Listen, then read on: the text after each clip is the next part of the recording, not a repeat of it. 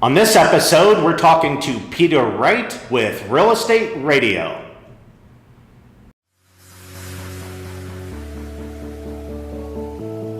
Hello, everyone. Welcome to the Bob Wahl Show. On the Bob Wahl Show, we talk business, St. Louis, and real estate.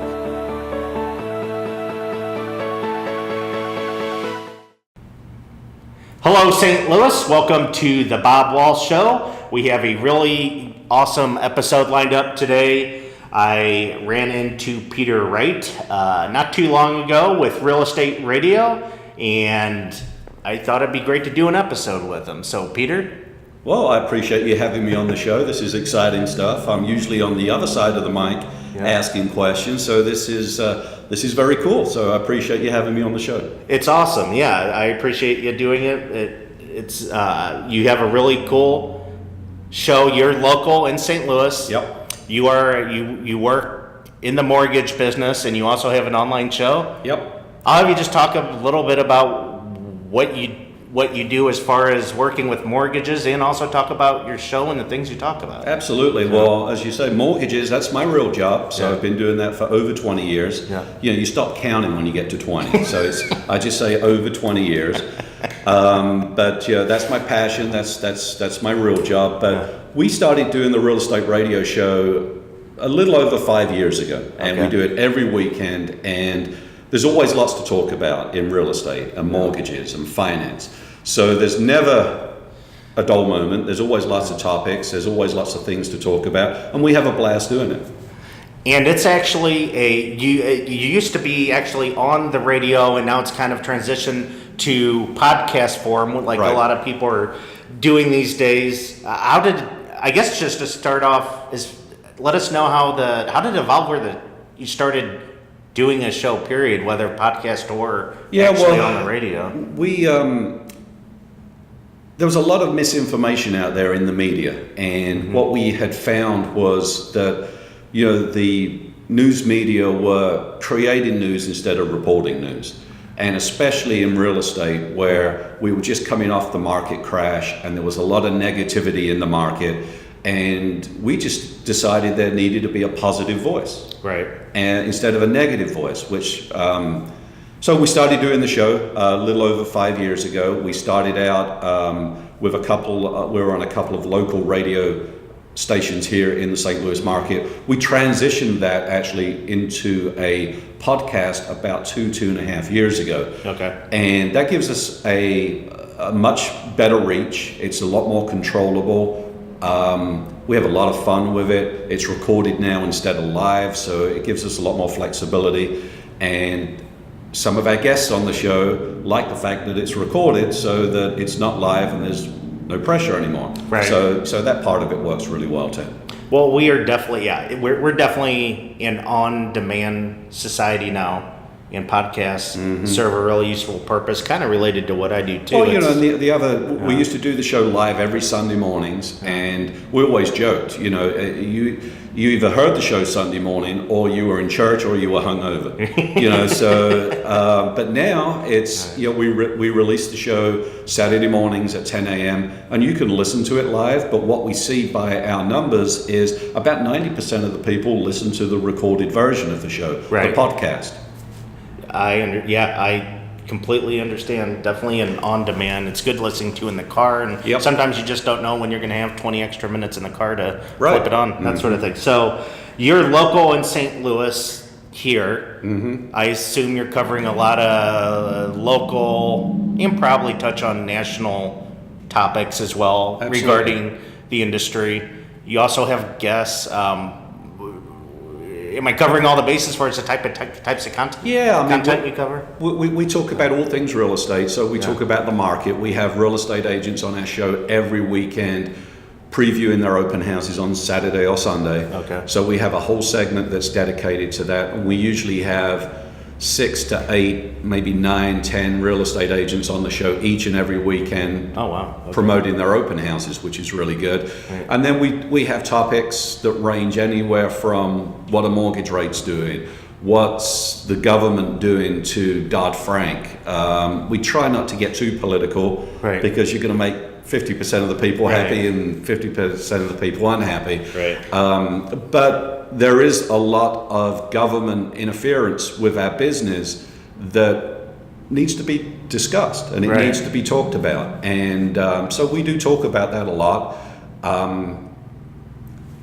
Again, there's never a shortage of things to talk about. There's always something going on, in the real estate, mortgage, finance industry. So it's a ton, and even more so now than ever. It feels like there's a lot going on, and I network with realtors and mortgage people throughout the country, not just locally, and regardless of whatever side or political views people have, whatever side of the aisle people fall on, there seems to be a consensus with the Dodd-Frank. Yeah. There seems to be a need for some it's changes. Overregulated. It's what happened was it was way too easy to get a mortgage pre-2008. Yeah. Way too easy. Yeah. And Dodd-Frank came in, and quite frankly, it's overregulated, and the pendulum swung so far to the other side. Right. It's too far. It should be somewhere in the middle. Right. Yeah. And I think that's what the new administration is trying to do, is to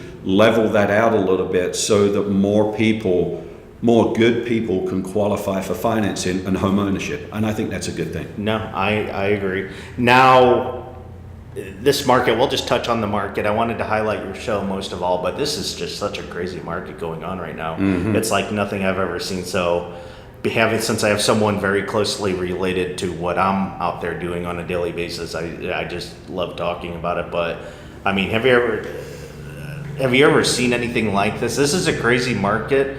And where I see things going, I mean, I really do think we're hitting the peak prime time home selling time. If you're a homeowner, I really think this is the peak of the market, and I think starting next year, I don't anticipate any drastic quick changes, but I do see it evolving to where the market evolves to more of a neutral market over the next year, definitely 2 years.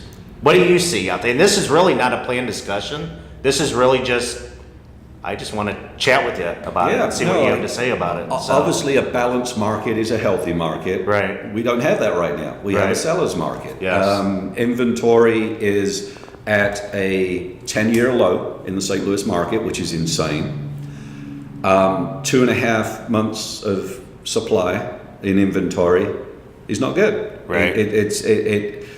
It's great if you're selling a house, and if you are thinking about selling your house, you should put it on the market right now. It's a great opportunity because it's a seller's market. But in fairness to our industry, we need a balanced market where buyers and sellers have an equal opportunity to buy and sell real estate in the market. It's tough if you're a buyer right now. I'm not going to sugarcoat it, and it is pretty awesome if you're a seller. Yep. I mean, when you have, and I work with both buyers and sellers, and the sellers love me, the buyers like me. They understand the market's the market. But right now what you're looking at, if you're a buyer, you just need to get your ducks in a row. You need to get pre-approved with your lender. Yeah. You need to have everything ready to go. If you're going to go in and lowball someone on a contract, I got news for you. You're not getting that house. There's 5, 6, 7 other people riding on that property. I'll write it for you if you want to go in low. But the bottom line, and I'll write that because I know they're going to see very quickly what I'm telling them. But some people have to experience the market to understand it. They've got to feel the pain before they move on, right? You do. Some agents joke, like if you go in lower than market value, even sometimes at market value in this market, the agent, I'll send it's happened once or twice where I send in the offer, they go, your buyer hasn't lost out on a home yet. This is their first contract, isn't it? And I laugh and I say, yes, it is. She's like, well, thanks for the offer, but we have other offers. No, we have a file cabinet full of people looking to buy a home that are all pre-approved. Yes. And, some of these people have lost 3 or 4 houses. Some of these people are going in at list price, over list price. They're still not getting the homes. I had a listing not too long ago, about 3 weeks ago, went on the market, listed on Thursday, started showings on Saturday. We had 9 offers by Saturday night. One of them $13,000 over asking. That was just on the 100, not not just $120,000, but that just goes to show you the home was listed at 120.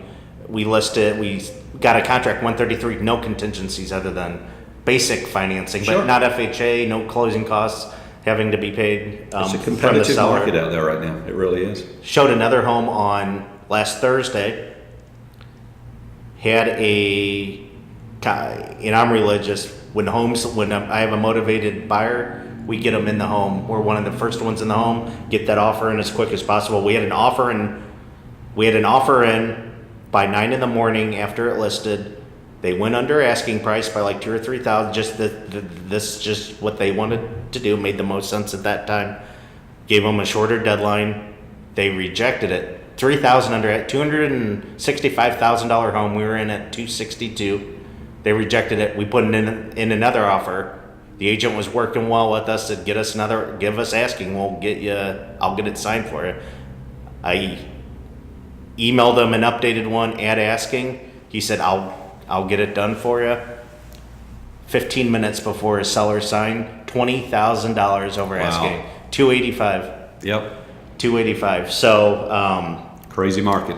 that's the market we're in. So anyway, this video may be a tad longer than expected, but it's not. I don't always get the opportunity to cover this type of material. So, but it's great. It's just crazy. This is half a therapy session for me. So That works.